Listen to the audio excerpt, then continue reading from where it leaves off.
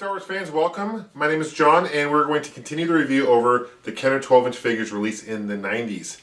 The ones I'm going to show you in this video are what they call the Action Collection. These were released anywhere between 1997 and 1998. Actually, right before Episode 1, and those 12-inch figures were released. These came out after the Collector Series, which I've already reviewed for you, so I encourage you guys to check those videos out if you haven't done so already. So let's take a closer look at each figure individually, and I hope you guys enjoy. Thank you. We're going to start with the figures in the 97 wave, and this is part of the Action Collection, as I mentioned to earlier. The design of these, the box itself is a lot different than the Collector Series. The Collector Series had the fold flaps, much more sturdy. These are plastic bubbles. They tend to get punched in and destroyed a little bit easier than the Collector Series, but cool figures nevertheless. So let's check out Luke Skywalker in ceremonial gear. He comes with a medallion. He comes with a lightsaber, and he doesn't come, he comes with the gun in his right hand there. Ceremonial medal included, and the face is the same head as the Luke's released before. He's got the yellow jacket. This is the end of New Hope. Warning hazard, choking hazard. Ages 4 and up. On the side, you get the picture here of Luke. On the back, you've got other figures in the set. Collect them all, and you've got Luke, a picture of him in the movie. And you also have a sentence here. So there's not much detail as well as far as the character as well. Like the Collector Series, they had a lot more detail about each character. Now there are other figures in the set I don't own, basically because I already have the figure in the exclusive set. So for example, Tarkin, I showed you before in the FAO Schwartz exclusive, he was in a repack. Sand Trooper was a repack. I do have Greedo, I'll show you him. This is AT Driver. And this is a firing Imperial blaster included. It comes with, you put that in the blaster and you pull back and it fires. Pretty detailed figure overall. You actually see the picture of the character, and you can look at the figure itself, and you can see the attention to detail that Kenner had put into these figures.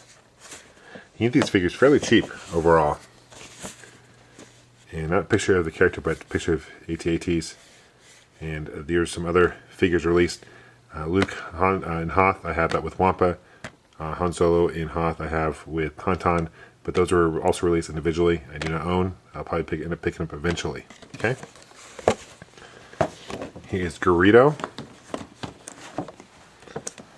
And this I picked up. This retailed usually for $20, but I got this one at FAO Schwartz, paid $30. FAO Schwartz is really expensive, even today. But this is a repack of the JCPenney's one, same figure.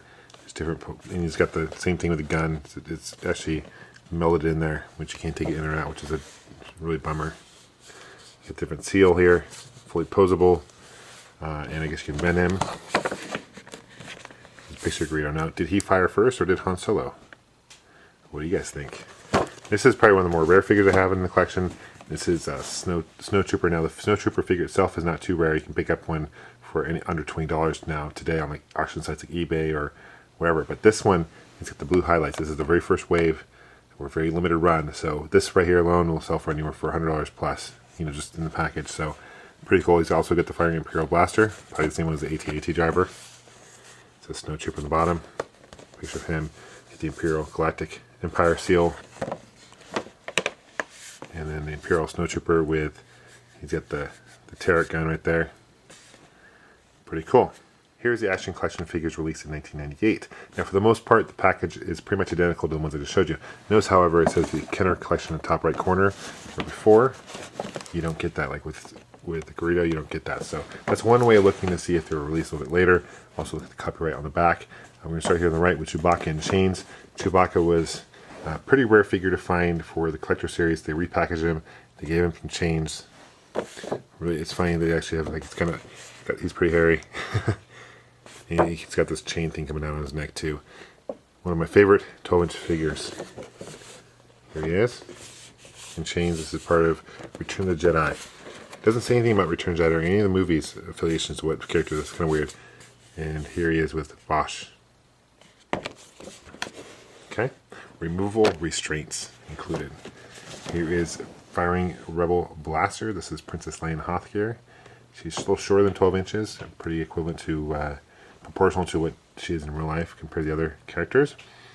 And the blaster fires. There is the the bullet there.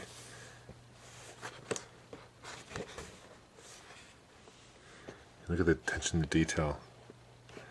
The hair and everything, the hairstyle. Well, the likeness of Princess Leia.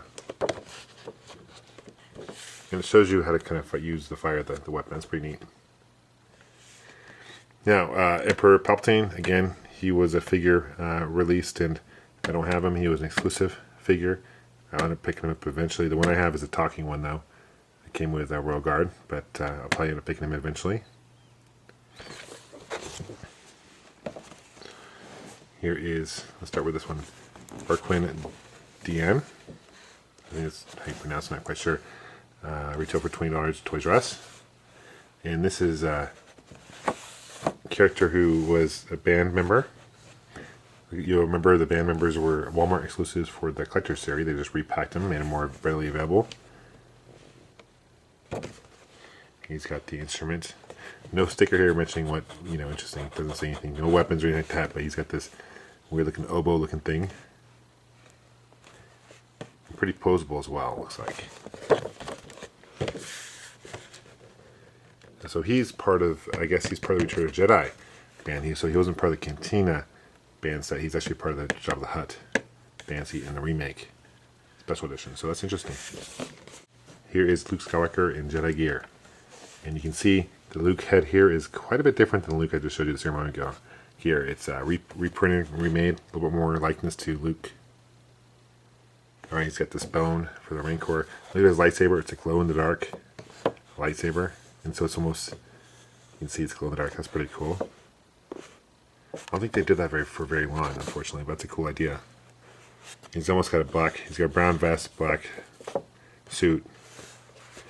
There is no robe, which is interesting. And there he is with the bone. So it's funny they give him a bone too for the Rancor. There was no 12-inch Rancor. That would be really cool and pretty big in size. The last figures I'm going to show you in this review are with kind of mini 12-inch figures, so to speak. These are also released in 1998. We're going to start with R5-D4. Really cool detail. I love these 12-inch droids. Really neat looking. They released a few of them for episode 1, which I'll review shortly as well. Those 12-inch line. Fully posable with retractable leg. That's pretty neat. And he's got kind of something in the back there. It's a device in the back. That's weird.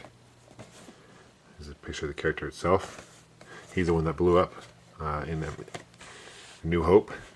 He was actually, Luke purchased him first, and R2-D2 supposedly sabotaged him, at least according to the radio drama. Luke checks out R5-D4 at the Jawa, trying to persuade him to buy the droid. There it is. On the back, get the other characters here. This is Kenner. Got the Kenner logo here. We got R2-D2. This is a little bit different than the one I reviewed earlier, since he's got detachable utility arm. Okay, so those are the things you can most like use for different times in the series, trilogy that you'd use those. Okay.